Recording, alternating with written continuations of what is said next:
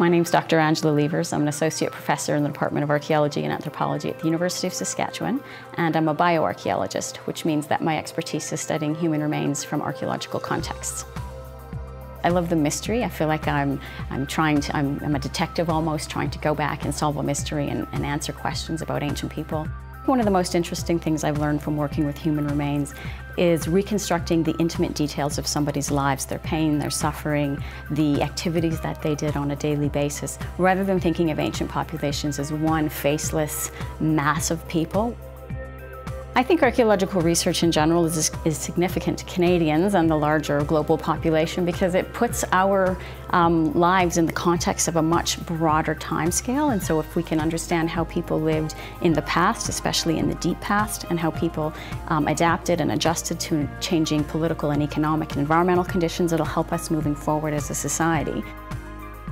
My name is Dwight Newman and I'm a professor and also Canada Research Chair in Indigenous Rights in Constitutional and International Law at the University of Saskatchewan. My research area is focused on Indigenous rights broadly.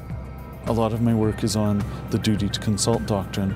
As it's developed in the last dozen years, is a requirement that governments consult with Indigenous communities before they make decisions that could have negative effects on those communities.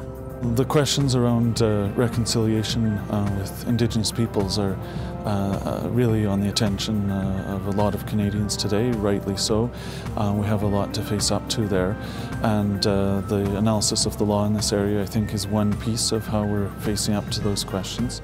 What I love most about the research that I do is really that I get to engage with some real-world questions that are about both traditional communities and what comes from their past, but how that fits into Canada's future. My name is Margaret Kovach, and I'm an Indigenous academic at the College of Education here at the University of Saskatchewan on Treaty 6 territory in the homelands of the Métis.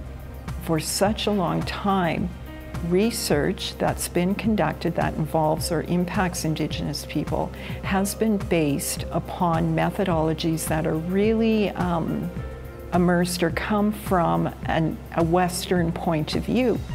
My areas of research really focus on Indigenous methodologies and really looking at changing the culture of the Academy itself to welcome Indigenous people.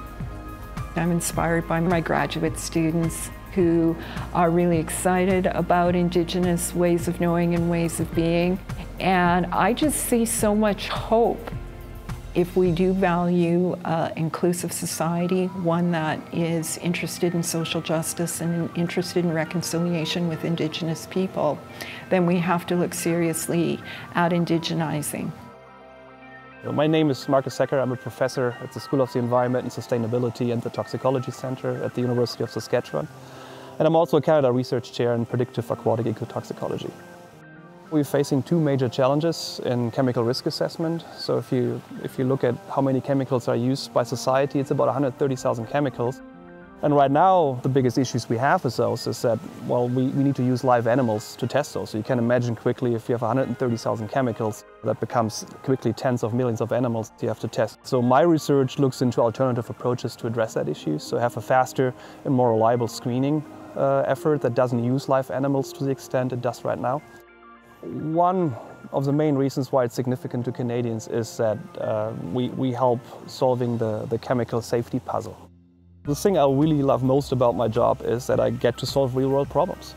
It's things that our society, locally but also globally, really worries about, and that's chemical safety, environmental integrity and sustainability.